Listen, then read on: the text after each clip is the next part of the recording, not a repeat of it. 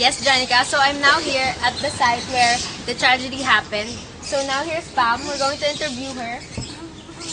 So Pam, can you explain to us what really happened during the typhoon? I'm so sorry for the loss of your brother. Can you explain to us what happened?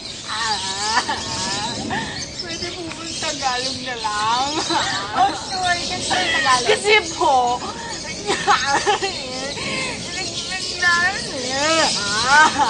naglalaro po kami sa ilog ng kapatid ko si AK. And then, Tapos,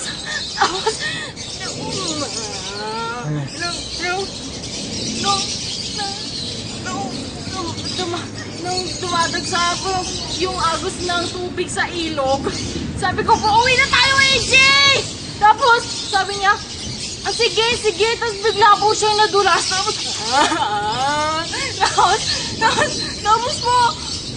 yun, nadalas po siya. Tapos nasama na po siya sa agos ng tubig. Nawag kaya si AJ.